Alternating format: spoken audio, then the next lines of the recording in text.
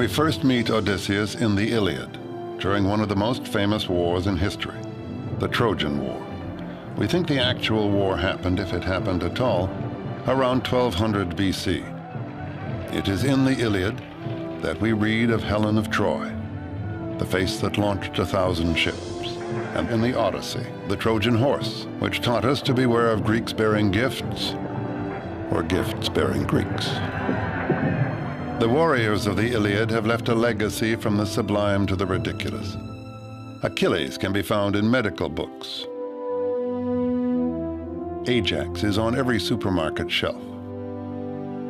Names and images that have survived 3,000 years. These are the first stories we have in the West. And that means that if they're to last, and they have lasted for so long, they must be about virtually everything.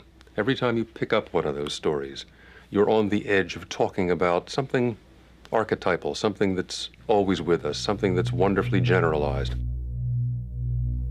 The Iliad focuses on the archetype of one sort of hero, Achilles. Powerful, straightforward, and terrifying, the professional soldier. It tells of Achilles' great hubris, or pride, his destructive rage when that pride is injured, and finally his death at the hands of Paris. The most complex hero of the Iliad goes on to star in the Odyssey. Odysseus, whom the Romans called Ulysses, was a different kind of hero. Odysseus was a draftee, brave, bold, a liar, and very, very human. You may remember that James Joyce wrote his great work, Ulysses, based on Homer, and when he was asked why he did it, he said it was because Ulysses was the only complete man in literature. He said that the other great figures in literature are not complete. Hamlet was not a complete man, nor any of the other figures who play a leading role in literature. But in Ulysses, we see the person who was canny, courageous, devious, full of love and hate, and ready to face all challenges. The descendants of Odysseus are legion. We meet them today in action-adventure heroes like Indiana Jones. Odysseus has fought long and hard at Troy on behalf of his ally, King Agamemnon. When that brutal war is over, Odysseus is eager to return to his beloved wife, Penelope, and to reassert himself as the head of the kingdom of Ithaca. The Odyssey is about that return trip. It is also an extended lesson in decorum. The main moral code governing human action in the Odyssey, it is this code of the protection of the stranger, of hospitality, of looking after people who turn up in your country. And it's a system, too. It's a system in which you don't do it just out of pure good-heartedness. Someday you may be in his country, and you expect that he will return all the gifts you've given him. The same basic rules of hospitality persist today, but mostly as the polite conventions of, say, a dinner party. The guest gets fed. In return, he entertains the host. But back when civilization was just beginning to take hold, an offer of a meal could mean the difference between survival and death. If you are going to travel around on an Odyssey, there are no motels you can stop at, and there is the bargain of the give and take of hospitality. So there is the practical aspect of it. And then there is the moral aspect of it, which appears not only in Greek literature, but in practically every religious literature in the world, of the idea that you must be hospitable to people, you must take people in, you must share what you have. And it's made very explicit in the Odyssey. The return trip can be looked at as a series of tests, each one of which Odysseus has to pass to reach home. Odysseus' adventures, if we see them as tests, are much larger versions of the kinds of crises and problems and issues and adventures to which each of us is subject over the course of life. And we see him as someone confronted with problems which are really so much more intense than the ones you and I would ever experience. The voyage from Troy back to Ithaca should have taken Odysseus about 2 weeks. Instead, it took 10 years. What became a very bad trip started with a host's poor manners and a hero's mistake. A big mistake. After all, Odysseus was an epic hero. He and his crew came ashore on the island of the Cyclops in search of food and find themselves unwanted guests in the cave of a Cyclops named Polyphemus. The wary Odysseus introduces himself using an alias, No Man. This witty AKA protects Odysseus, though not all of his men. Instead of having dinner served as they expected, some of them are served as the main course.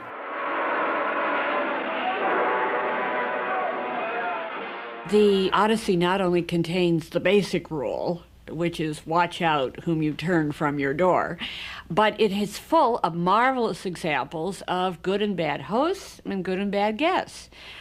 You have the ultimate in bad hosts, who is Polyphemus, who says, why should I bother? I don't feel obligated, which is what a lot of people say today. And so he takes his guests and batters their brains on the floor and eats them. This is a big no-no in the etiquette rules of hospitality. Do not, repeat, not eat your guests. Rules are rules. The giant, having been such a dreadful host, pays dearly for his rude behavior. His payback? A poke in the eye with a sharp stick. Odysseus has triumphed. The Greeks liked this story for a number of reasons. First of all, it pitted a wily, clever Greek against a monster who was bigger and stronger, and yet the Greek wins out over him because he's so intelligent. When initially Polyphemus, having been blinded and running out of his cave in rage and in anger, and in trying to get the guy who did him in, who has told him up to this point, my name is No Man, and it's a play, but Polyphemus doesn't get it. He's too dumb. But Odysseus wouldn't be Odysseus if he chose to be remembered as No Man. And in fact, we wouldn't be sitting here talking about him if that's all he had said. It's when he believes he's out of Polyphemus' reach that he yells back, the one who has blinded you, I am Odysseus, sacker of cities. Son of Laertes and king of Ithaca! The giant's father, Poseidon, is all-powerful in the realm of the sea. Polyphemus can't retaliate, but Dad can and does. Poseidon consigns Odysseus to wander the sea and will send him through many a dangerous test. And so all of Odysseus' travails at Poseidon's hands, presumably, are a consequence of that need to say who I am. And I remind you in Greek, is ego, his ego, himself. And that is Odysseus. He is self, he is ego, he's the individual. This individual is going to have a long journey home. A Greek historian of the 2nd century BC mapped what he thought was the Odyssey's itinerary. It was a route that took Odysseus to 12 different destinations, including Egypt, Africa, and Sicily, and across thousands of nautical miles. Along the way, he would lose each of his ships and all of his men. Some ego trip. Myth is not mere fiction. Its origins lie in the efforts of early peoples to explain the world about them. Myth can be thought of as a form of history, or even an early stab at science. To the ancient Greeks, the supernatural deities who lived on Mount Olympus represented two things: the forces of nature, like water, wind, and air, and the nature of man, his desire, ambition, anger, and jealousy. And the gods not only reflected the world, they also shaped its destiny. The siege of Troy, which left Odysseus to embark on his monumental journey, is the direct result of squabbling among the gods. Not only do the gods set things in motion, But throughout the story, they are never far from the action. In this all-star struggle, Athena, the goddess of wisdom and champion of Odysseus, could represent reason and civilization, while Poseidon represents raw emotion and the forces of nature.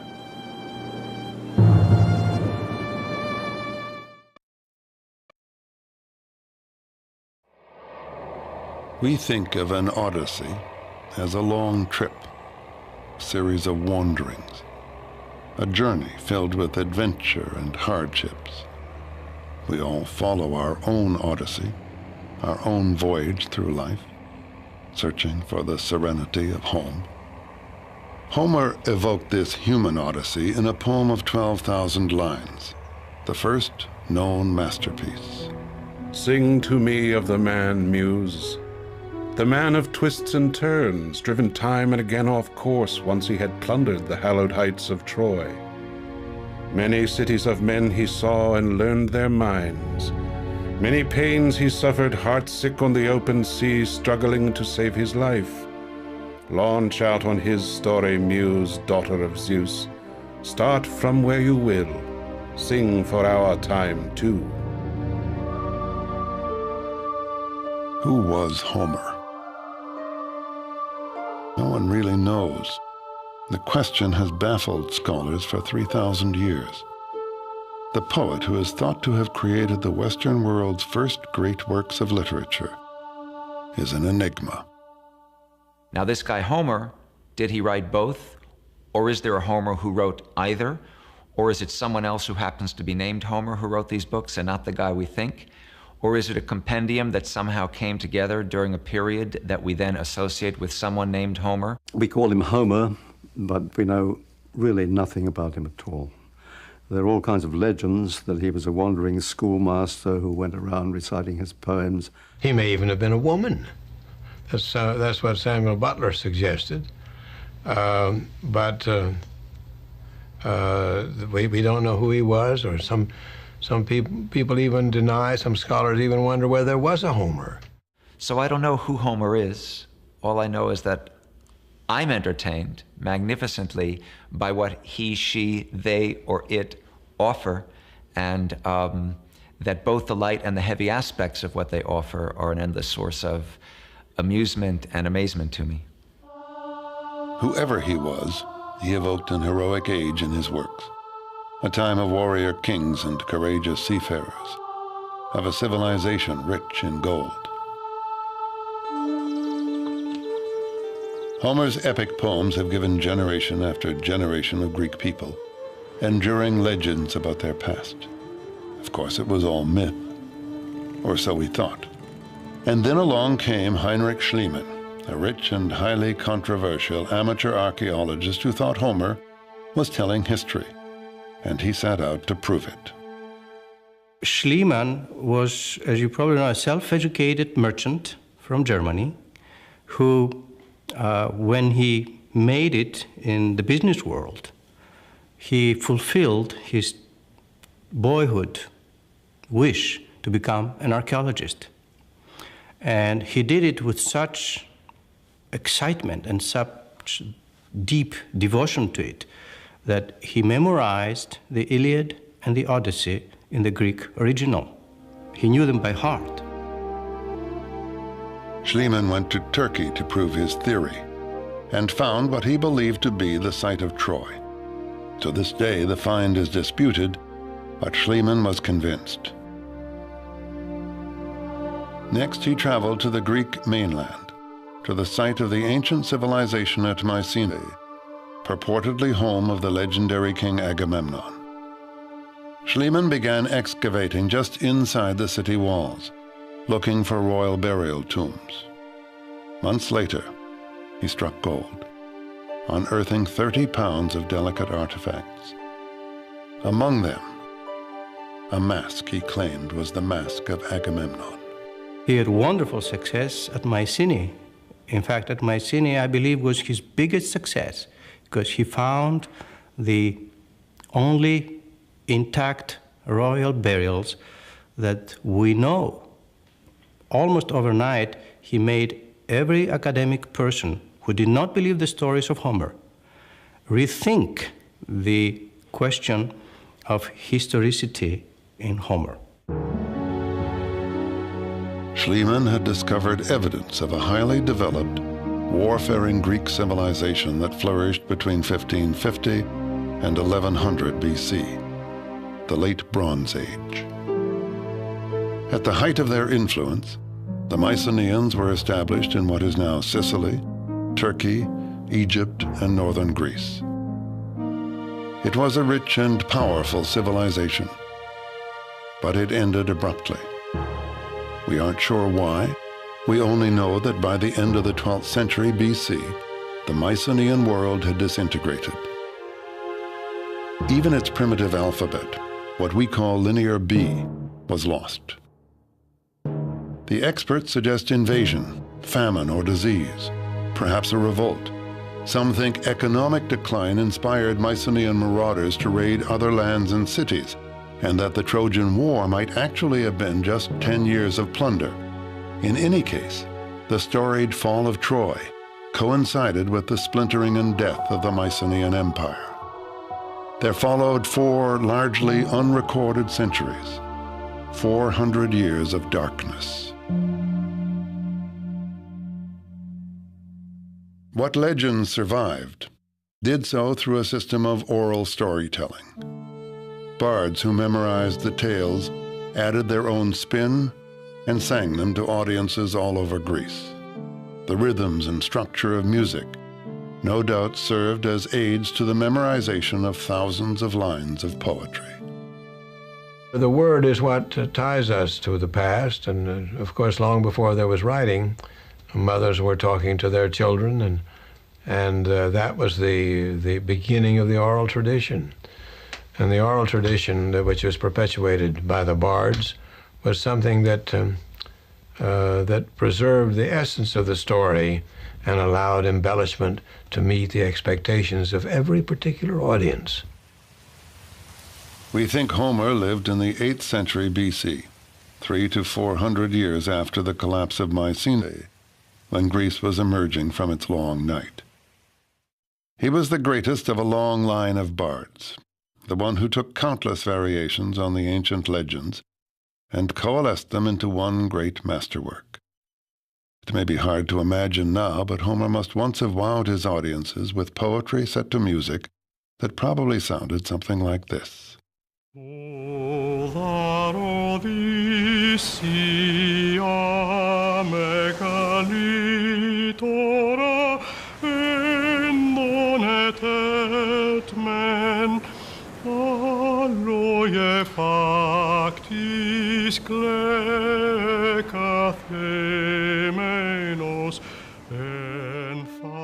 For the next great Greek civilization, the Greece of Socrates and Plato, history began with Homer's poem about a war at Troy. The poems taught this disparate and often warring group of peoples and city-states the exploits of their heroes and the wisdom of their culture. Greek authors quoted them much as moderns quote the Bible and Shakespeare. Like the later legends of Roland and Arthur, the Iliad and the Odyssey were literally nation-building myths. Homer might, with more than poetic justice, be called the father of his country. No alphabet had survived those dark centuries between Mycenae and Homer's Greece. It was in his lifetime, we think, that Greeks began to adapt the alphabet of Phoenician traders. Some believe Homer himself may have written his poems down on papyrus. All we can say for sure is that someone did, but papyrus decomposes, and the poems had to be repeatedly copied, often from decaying originals. The stories began to vary widely. Finally, in the 3rd century BC, 500 years after Homer's death, a definitive copy was made by Greek scholars in the Great Library at Alexandria. This version would continue to be recopied in Roman times and down through the Middle Ages.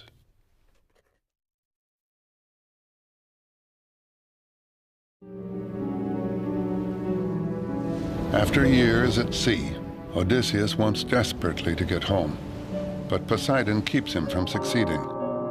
Beset by troubles, he lands at the island of the sorceress, Circe. His men behave badly at her table, and she turns them into pigs. The god Hermes has given Odysseus a potion that makes him immune, and instructs him to sleep with the beautiful witch so that she will return his crew to human form. Well, I always found it, beautiful and haunting, the magical aspect. But it's funny, too, that Circe turns these men into swine, but not because she's a malicious witch, but because in a way she's dispensing justice. They behave terribly at her table, and in a way she's just metaphorically realizing their inner swine, I guess we'd call it nowadays. In a way, they had it coming, and even as a child, I relished that part. The sirens may be the more, if you're talking about the seductive vamp, they seem, I guess they're trying to shipwreck these guys. That seems more abstract malice, whereas Circe would seem to be making a sort of crusader's point. But Circe is only one of several women Odysseus encounters in his wanderings. Women are very important in the poem.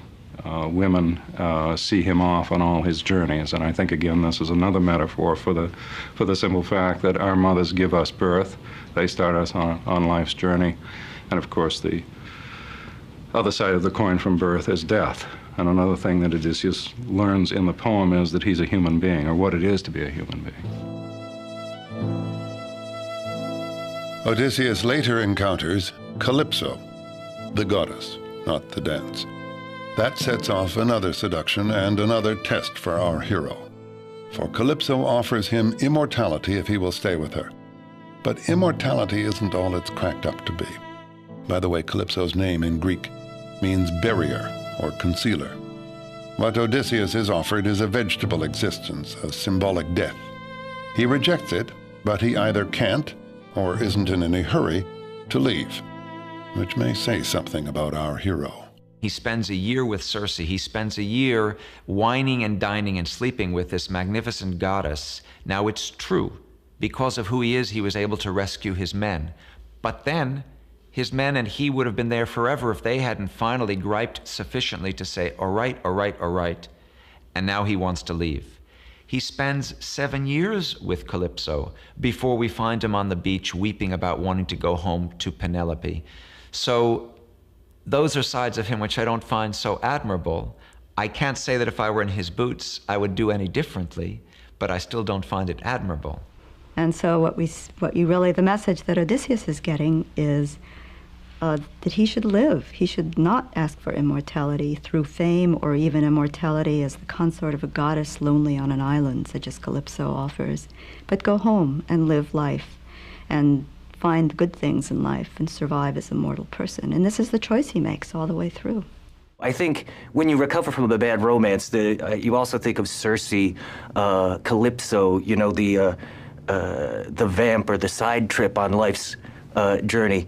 And Penelope's in the background of the Odyssey at all times. She's at the end of the line. But there's a lot of forays and side trips in the Odyssey that makes it surprisingly modern.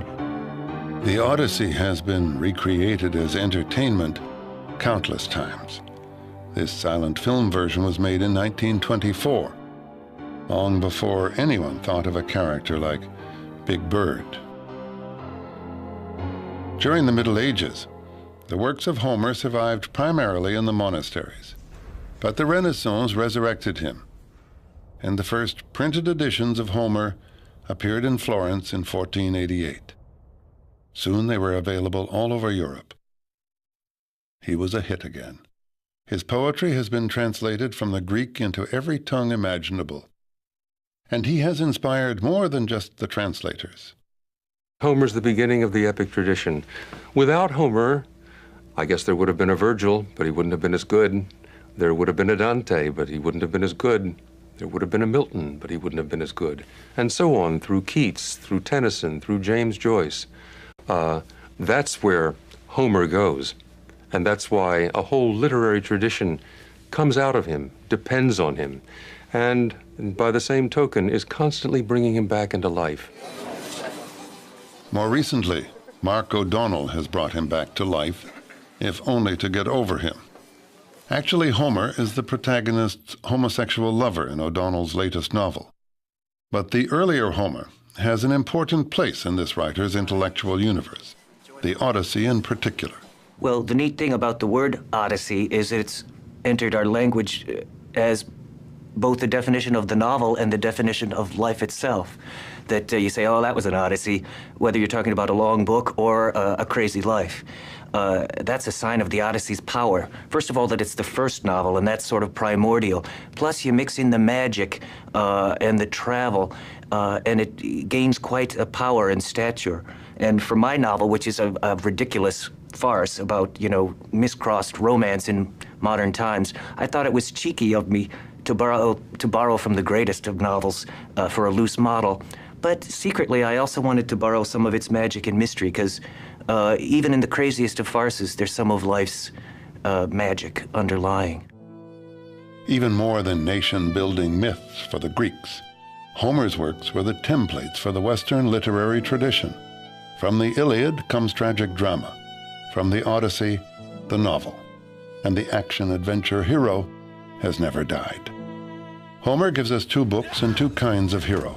Which do we prefer? Achilles, who throws himself into the fray heedless of the outcome, or Odysseus, who schemes to win and survive? Indiana Jones is certainly one of the most popular heroes of today.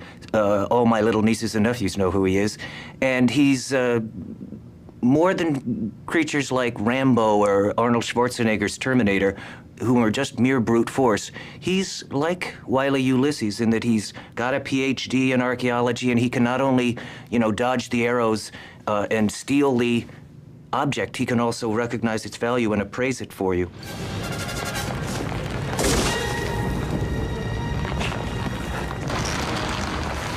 Like Indiana Jones, the heroics of Odysseus are more complicated. He has one other added quality, which is a very fertile intelligence and a willingness to lie in order to get what he wants, which is certainly not part of Achilles, who hates, like the gates of hell, the man who thinks one thing and says another, which is exactly a wonderful description of Odysseus. He's doing this all the time. It is no accident that Odysseus is the great master negotiator and diplomat, because he's really good at not saying what he thinks, but saying what will be useful under the circumstances, for which he got a very bad reputation. Homer had anticipated Machiavelli. Complete honesty may not always be the best policy. People always say, why can't they say what they really mean? Because if you say what you really mean when you have a volatile situation like that, you mean, I'd like to bomb you back to the Stone Age. That's what you really mean. And so instead, you say, artificially, we would like to reach some kind of compromise that we can both live with, so that everybody can continue living. So it is an absolutely essential part of the city. That's where the Greek word comes from. Civility, civilization, it's all the same thing. I think Odysseus is a hero who can be admired for different reasons at different times. He's a survivor, basically. People like to see him as a hero, but in fact he's almost an anti-hero. For quite a while, virtue was essential for a proper hero, but not for Homer, and obviously not for us. If you depicted a perfect person now, it would have to be for a lampoon, Dudley Do-Right, Roger Ramjet, an absurd paragon of virtue. We doubt virtue now, so super virtuous heroes are a little harder to take.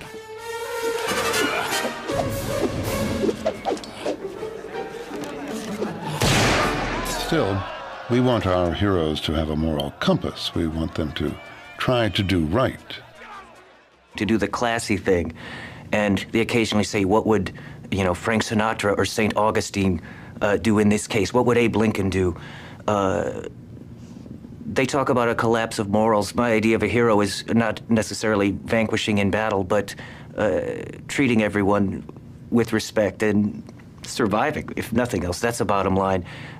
We often regard mere survivors as heroes, and as despairing as that sounds, it certainly is true enough. Homer makes clear his preference between the two sets of heroic virtues. In the end, even Achilles votes for survival. Circe tells Odysseus that he must visit the underworld before he can continue his journey. There he meets Achilles again, a dead Achilles. Achilles is the same tough character he is in the Iliad, no nonsense. He doesn't put up with any guff from anyone. And Odysseus tries to mollify him by saying, look, Achilles, you were honored in life, and here in the underworld, everybody honors you. Achilles looks at him and he says, look, don't praise death to me. I'd rather be the meanest slave on earth than king of the dead. The tales have a purpose. They are not repetitive. They show Odysseus facing a number of different challenges, and as he goes through these tales, in each one of them, he is invited to forget the return home, to forget home, to stop living in a way, to die, to cop out. But he has learned something on these journeys, and I think what he's learned is life with all its suffering is better than anything else. Stay alive.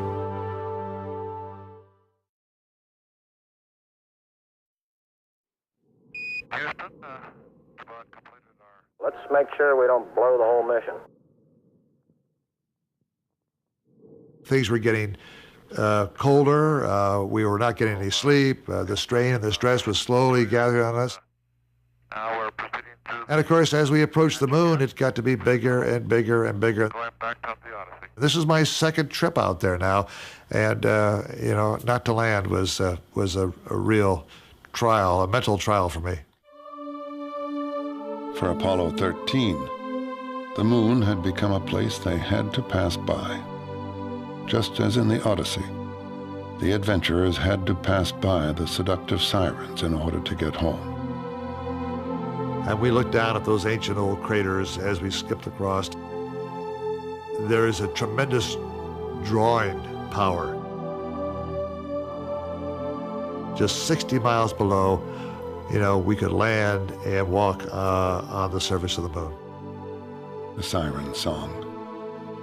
Odysseus is told to stop up his ears against creatures whose beautiful song lures sailors to their death. He has himself tied to the mast, so he can both listen and resist. The sirens became aware of the sea-swift vessel running by them, wherefore they clearly sang to us their song. Hither, come hither, O much-praised Odysseus. Come to us, O glory of Achaea. Bring your ship to land so you may listen to our voices. Never yet has any man in a dark ship passed us by without lending ear to the honey-sweet music of our lips, to go away spirit-gladdened and riper in knowledge. We know all that comes to be on the much-nourishing earth. My heart desired to listen, and I told my companions to free me. They bound me in further bonds and constrained me more. Very similar to the Odyssey and Odysseus, being so close, instead of tied to the mast, we're tied to the spacecraft, our only means of getting home. What the sirens offered is one of the big questions. It's been a conundrum since antiquity. It was a question that the Emperor Tiberius asked his grammarians, and they didn't know how to answer it. We do get part of the answer in the Odyssey. The siren song is given in part, and the literary interpretation is that probably they offered knowledge of what had happened in the past and what would happen in the future. This is a great lure to Odysseus. T-9. Who wouldn't want knowledge? 6, 5, 4, 3, 2, 1, 0. Ignition. Ignition, flight. Roger. Liftoff. Apollo 13's change of fortune meant its crew never reached their destination. Looks good here, flight. Good agreement. But like Odysseus, they learned something about themselves. And like Odysseus, they were on the adventure of their lives. Going back up the Odyssey. Looks good. How do you look? We're good, flight. We're good. Okay, fired up.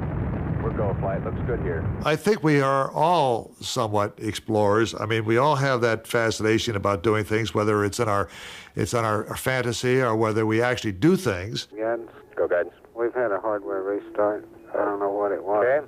Houston, we've had a problem. Okay, Houston. Life would be rather dull if you didn't have some exploration, some adventure, something that you can look back on and say, I really enjoyed that, or I've got by it okay, or I never expected that I'd have the courage to do what I did.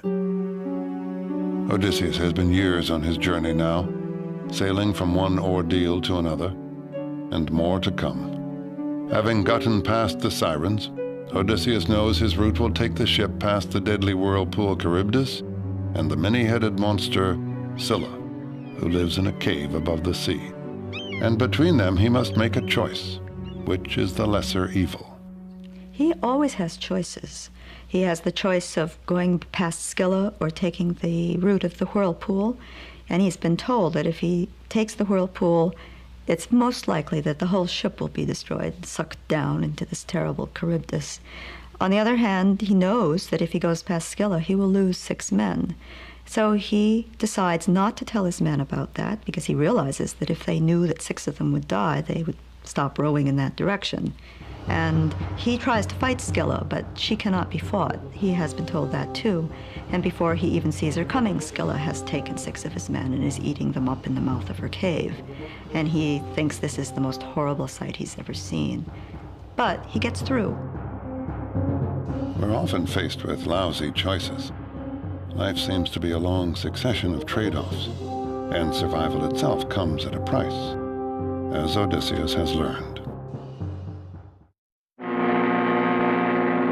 Homecoming is an eternal theme, an archetype, as strong today as in the time of Odysseus. The theme of homecoming appeals to everyone. Everyone who's fought in a foreign war, people who've taken hazardous journeys of any kind, even to the casual journey. There's great pleasure in coming home to the place that is yours, that is familiar to you, and to the people especially. Last drill. Go for it, Don. These veterans of World War II gather often at a Northern Virginia hardware store to lend a helping hand and then trade stories of war and homecoming. I finally got home. My dad worked in a bakery shop, and I walked in the bakery shop, and he saw me, and he went up to his boss, and he said, "Bob's home." That's it. And we took off. It was the most pleasant thing you ever saw. Homecoming means coming back to the first dawn, to the first sounds, to the trees that you first saw. That is unforgettable. Whatever else you see, they don't replace them. So memory is what keeps you here. Between the Trojan War and the sea voyage, Odysseus has been away from the kingdom of Ithaca for 20 years. In the meantime, the young men of the kingdom have taken over his household. They are demanding that his wife, Penelope, give her husband up for dead and marry one of them. But Penelope has stalled them. She says that when she completes the shroud she is weaving, she will marry. But she weaves by day and secretly unweaves by night. If she was giving in to the suitors, then there would not be any kingdom for her and for her son. So she found a way of postponing the marriage so she can gain time. When are these people going to go home? They have been here forever. They are eating us out of house and home. And what's more, they're trying to marry the lady of the house. And in the meantime, they are amusing themselves with the women servants. Bad, bad guess. Finally, Odysseus reaches Ithaca. But the goddess Athena has warned about the traitors who lie in wait for him at the palace. And he goes home disguised as a beggar. He's the outsider. There's a wonderful irony. We know who he is. We see the suitors doing things that they ought not to be doing to any beggar, but especially not to this beggar, because this beggar is the king, and he will, we know, reestablish himself. Alms for a child of misfortune. So there's a kind of tension that builds, and we wonder how Odysseus is going to achieve this, because he's all alone, one man against 100+ suitors. How's he going to do this?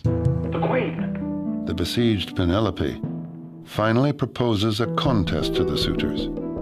She will marry the man who can string the bow that belonged to her husband and shoot an arrow through a dozen axes.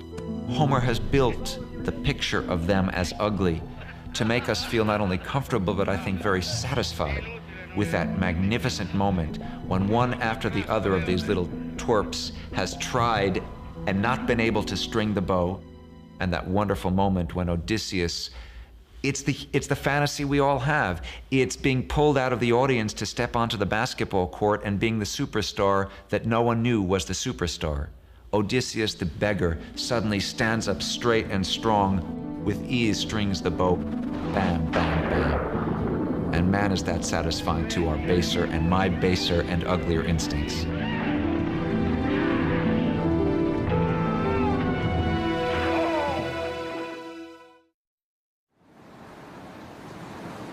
The tests are over, at least for now. And for the first time in 20 years, Odysseus and Penelope embrace. Really home at last. That's not icing on the cake. That's the very cake itself. That's the very substance of the poem. That coming back to home, coming back to earth, embracing it, and finding that's where one has begun and where one wants to go ultimately. So joy is now to her the sight of her husband vivid in her gaze, that her white arms embracing his neck would never for a moment let him go. Dawn with her rose-red fingers might have shone upon their tears, if with her glinting eyes Athena had not thought of one more thing. She held back the night, and night lingered long at the western edge of the earth, while in the east she reigned in the dawn. While in the east she reigned in the dawn. But now, if the Odyssey is life, can the still living Odysseus be finished with his struggle? Not quite. After setting his own house in order, he must negotiate a truce between his supporters and the relatives of the suitors he has just slain. And then there's the prophecy. While visiting Hades, he met the ancient seer Tiresias, who prophesied his successful return and said he would then have to leave again. Thereupon, take a well-fitted oar, and go on till you arrive at the place of men who do not know the sea, and eat a food that has not been mixed with salt, and where they do not know about ships with purple cheeks, or about well-fitted oars that are the wings of ships. And I will tell you a very plain token. Do not forget it. When you meet a man who mistakes your oar for a winnowing fan, then set your well-fitted oar fast in the earth, and make fine sacrifices to the Lord Poseidon. Then go back home, and sacrifice sacred hecatombs to the immortal gods who possess broad heaven. Far from the sea will death come ever so gently to your person, and slay you when you are worn out with sleek old age, and the people about you will be happy. Throughout the Odyssey, there has been the old philosophical conflict between fate and free will. The gods are stage managers of everything that happens, and yet Odysseus also owes his survival to his own cleverness and pluck. They created the role, but he acted it. The performance was all his. It's a little bit like when we finally arrive, we humans, we die. But what we all want, and what Odysseus above all has, is to be able to say, not only when he gets home, but when he's on his deathbed, man, I lived a life. And that's part of what makes him both such a rich source of entertainment and a kind of inspiration who on the grand scale is what each of us wants to be, even if we can only hope to do it on a smaller scale.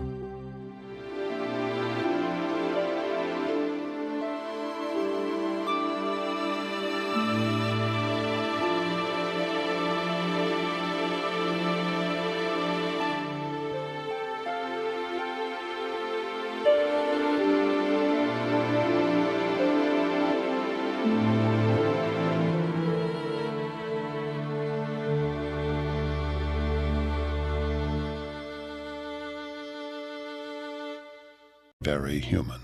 You may remember that James Joyce wrote his great work, Ulysses, based on Homer, and when he was asked why he did it, he said it was because Ulysses was the only complete man in literature. He said that the other great figures in literature are not complete. Hamlet was not a complete man, nor any of the other figures who play a leading role in literature. But in Ulysses, we see the person who was canny, courageous, devious, full of love and hate, and ready to face all challenges. The descendants of Odysseus are legion. We meet them today in action-adventure heroes like Indiana Jones. Odysseus? We first meet Odysseus in the Iliad, during one of the most famous wars in history, the Trojan War. We think the actual war happened, if it happened at all, around 1200 BC. It is in the Iliad that we read of Helen of Troy, the face that launched 1,000 ships, and in the Odyssey, the Trojan horse, which taught us to beware of Greeks bearing gifts, or gifts bearing Greeks. The warriors of the Iliad have left a legacy from the sublime to the ridiculous. Achilles can be found in medical books. Ajax is on every supermarket shelf. Names and images that have survived 3,000 years. These are the first stories we have in the West. And that means that if they're to last... Odysseus has fought long and hard at Troy on behalf of his ally, King Agamemnon. When that brutal war is over, Odysseus is eager to return to his beloved wife, Penelope, and to reassert himself as the head of the kingdom of Ithaca. The Odyssey is about that return trip. It is also an extended lesson in decorum. The main moral code governing human action in the Odyssey, it is this code of the protection of the stranger, of hospitality, of looking after people who turn up in your country. And it's a system, too. It's a system in which you don't do it just out of pure good-heartedness. Someday you may be in his country, and you expect that he will return all the gifts you've given him. The same basic rules of last, and they have lasted for so long, they must be about virtually everything. Every time you pick up one of those stories, you're on the edge of talking about something archetypal, something that's always with us, something that's wonderfully generalized. The Iliad focuses on the archetype of one sort of hero, Achilles. Powerful, straightforward, and terrifying, the professional soldier. It tells of Achilles' great hubris, or pride, his destructive rage when that pride is injured, and finally his death at the hands of Paris. The most complex hero of the Iliad goes on to star in the Odyssey. Odysseus, whom the Romans called Ulysses, was a different kind of hero. Odysseus was a draftee, brave, bold, a liar, and very hospitality persists today, but mostly as the polite conventions of, say, a dinner party. The guest gets fed. In return, he entertains the host. But back when civilization was just beginning to take hold, an offer of a meal could mean the difference between survival and death. If you are going to travel around on an Odyssey, there are no motels you can stop at, and there is the bargain of the give and take of hospitality. So there is the practical aspect of it. And then there is the moral aspect of it, which appears not only in Greek literature, but in practically every religious literature in the world, of the idea that you must be hospitable